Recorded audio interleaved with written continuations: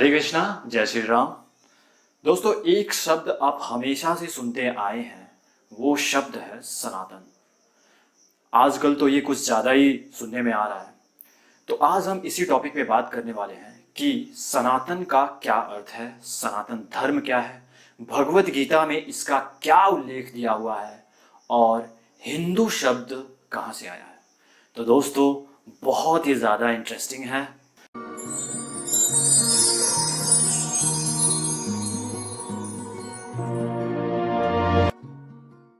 तो इसके लिए चलते हैं भगवत गीता के पेज नंबर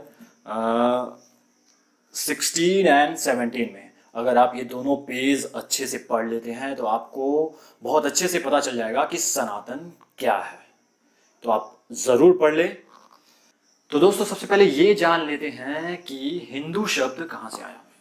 दोस्तों, पाकिस्तान में एक नदी है जिसका नाम है सिंधु नदी।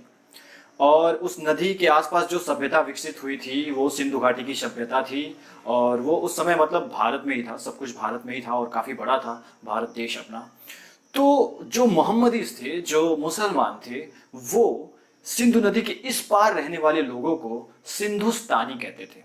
लेकिन उनका जो उच्चारण था वो सिंधु उच्चारण नहीं कर पाते थे, वो सिंधु की जगह हिंदू का उच्चारण करते थे, जिसकी वजह से हम हिंदू कहे जाने लगे। लेकिन इसके पहले हम सनातनी थे, सनातन धर्म के थे। तो दोस्तों, सनातन शब्द का अर्थ होता है जिसका आदि न हो और ना ही अंत, मतलब शाश्वत। और सनातन धर्म वो धर्म है जो अनादिकाल से चला आ रहा है और अनादिकाल तक जाएगा। मतलब कि इसका कोई भी संस्थापक नहीं है, कोई भी फाउंडर नहीं है, ये साथ साथ चलता रहता है। दोस्तों, अंग्रेजी का एक शब्द है रिलीजन। जैसे हम बोलते हैं हम इस रिलीजन से हैं, हम इस रिलीजन से हैं। लेकिन रिलीजन जो है विश्वास को दर्शाता है, विश्वास। और हमारा विश्वास बदल भी सकता है। हम सपोज हमारा इस चीज़ में विश्वास नहीं है तो हम किसी और चीज़ में विश्वास कर लेंगे। लेकिन सनातन धर्म कभी भी बदला नहीं जा सकता है। ये हमारे जन्म के साथ साथ चलता रहता है। इसका बहुत ही अच्छा एग्जाम्पल भगवत गीता में दिया गया है। न तो जल से उसकी तरलता को विलग किया जा सकता है।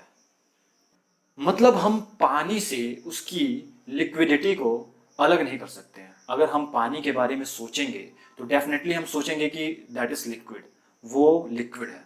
मतलब हम उसके बिना इसका इमेजिनेशन भी नहीं कर सकते हैं। भगवत गीता में एक और एग्जाम्पल दिया हुआ है, न अग्नि से उसकी ऊष्मा को विलग किया जा सकता है। मतलब अग्नि से हम ऊष्मा को अलग नहीं कर सकते हैं। मतलब आग है तो उसकी गर्मी साथ ही साथ रहेगी।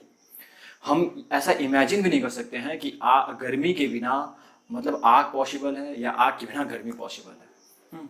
हम ये भी नहीं कह सकते कि गर्मी की उत्पत्ति इतने समय बाद हुई है या इतने समय बाद हुई है। नहीं, ये दोनों साथ ही साथ बने रहते हैं। उसी तरह से हमारी उत्पत्ति जब हुई थी तो हमारे साथ ही साथ हमारा सनातन धर्म की उत्पत्ति हुई थी। सनातन धर्म जन्म के साथ ही साथ चलता रहता है। इसकी कोई भी सृजन नहीं है, ये हमेशा से है और हमेशा रहेगा। तो दोस्तों, सनातन स्वयं में ही एक संस्कृति है, सनातन स्वयं में ही एक विज्ञान है, सनातन समस्त जीवों का धर्म है। तो हमें गर्व होना चाहिए कि हम सनातनी हैं। आशा करते हैं आप सबको समझ में आ गया होगा। मिलते हैं अगले वीडियो में। हरे कृष्णा, जय श्री राम।